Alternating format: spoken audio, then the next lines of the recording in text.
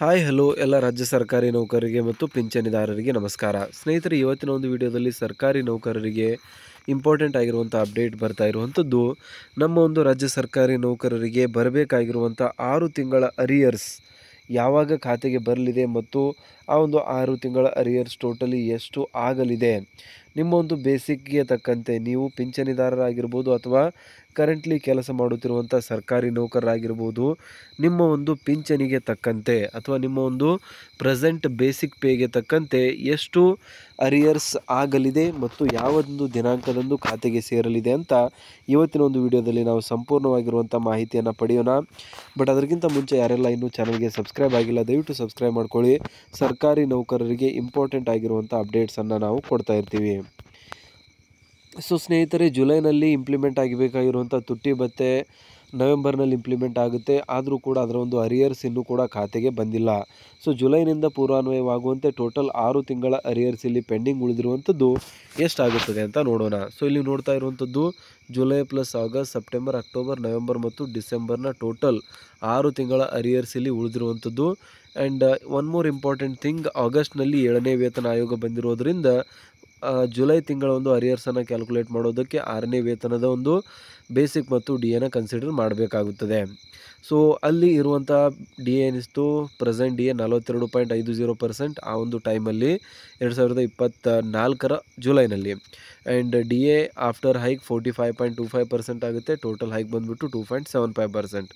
ಇದು ಜುಲೈ ತಿಂಗಳಿಗೆ. ಉಳಿದಂಥ ತಿಂಗಳಿಗೆ ಡಿ ಎ ಹೈಕ್ 2.25%. ಏನಕ್ಕಂದರೆ ಪ್ರತಿ 1% ಕೇಂದ್ರ ಸರ್ಕಾರ ನೀಡಿದ್ದಕ್ಕೆ 0.72% ರಾಜ್ಯ ಸರ್ಕಾರಗಳು ನೀಡಬೇಕು, ಸ್ಪೆಷಲಿ ಕರ್ನಾಟಕ ಸರ್ಕಾರ ಅಂತ 7ನೇ ವೇತನ ಆಯೋಗ ಶಿಫಾರಸು ಮಾಡಿದೆ. ಆ್ಯಂಡ್ ಪ್ರೆಸೆಂಟ್ ಡಿ ಎ ಬಂದುಬಿಟ್ಟು 8.50% ನಡೀತಾ ಇದೆ. ಅದಕ್ಕೆ 2.25 ಕೂಡಿಸಿದ್ರೆ 10.75% ಡಿ ಎ ಟೋಟಲ್ ಆಗಿ ಆಗುತ್ತೆ.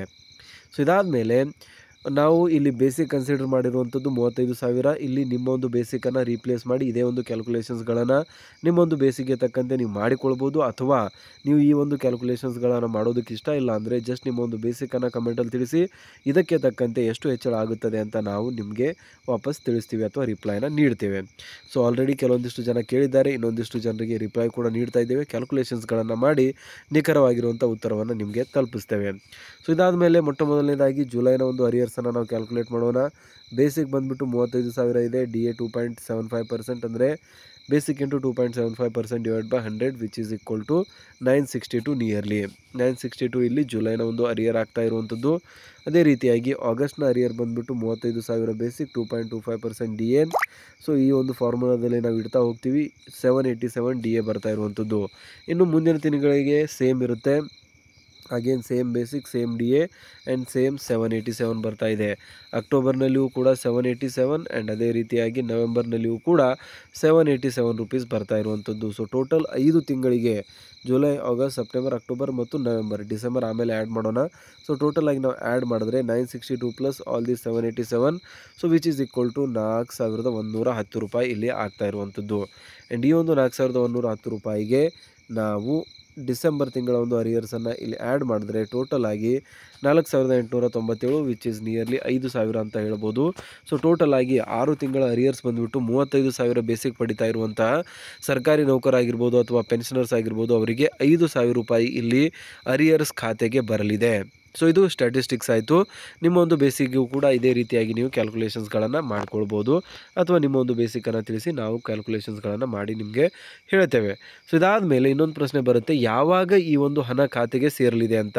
ಸೊ ಅದಕ್ಕೆ ಸಂಬಂಧಿಸಿದಂತೆ ಒಂದು ರಿಪೋರ್ಟ್ ಏನಿದೆ ಅಥವಾ ಆದೇಶ ಏನು ಬಂದಿತ್ತು ಅದರಲ್ಲೇ ಹೇಳಿದರು ಡಿಸೆಂಬರ್ ವೇತನಕ್ಕಿಂತ ಮುಂಚೆ ಇದನ್ನು ಪಾವತಿ ಮಾಡೋಕ್ಕಾಗೋದಿಲ್ಲ, ಅದಾದಮೇಲೆ ಪಾವತಿ ಮಾಡಬೇಕು ಅಂತ. ಸೊ ಹಾಗಾದರೆ ಈ ಒಂದು ಜನವರಿಯ ವೇತನ ಏನು ಬರ್ತಾ ಇದೆ ಅದಕ್ಕಿಂತ ಮುಂಚೆ ಅಂದರೆ ಜನವರಿ ಲಾಸ್ಟ್ ವೀಕಲ್ಲಿ ಈ ಒಂದು ಅರಿಯರ್ಸ್ ಹಣವನ್ನು ಸರ್ಕಾರಿ ನೌಕರರು ಮತ್ತು ಪಿಂಚಣಿದಾರರ ಖಾತೆಗೆ ಸೇರಿಸಲಾಗುವುದು ಅನ್ನೋ ಒಂದು ಮಾಹಿತಿ ಇಲ್ಲಿ ನಿಖರವಾಗಿ ಬರ್ತಾ ಇರುವಂಥದ್ದು.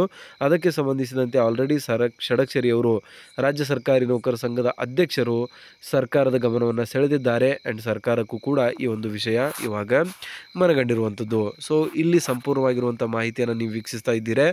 7ನೇ ವೇತನ ಆಯೋಗದ ನಂತರ ಬಿಗ್ಗೆಸ್ಟ್ ಅಪ್ಡೇಟ್ ಅಂತಲೇ ಹೇಳ್ಬೋದು. ಸರ್ಕಾರಿ ನೌಕರರ ಒಂದು ಡಿ ಎ ಹೈಕ್ ಆಗಿರುವಂಥದ್ದು ಮತ್ತು ಅದರ ಒಂದು ಅರಿಯರ್ ಸರ್ಕಾರಿ ನೌಕರರಿಗೆ ಎಷ್ಟು ಮತ್ತು ಯಾವಾಗ ತಲುಪುತ್ತೆ ಅನ್ನೋ ಒಂದು ವಿಷಯದ ಬಗ್ಗೆ.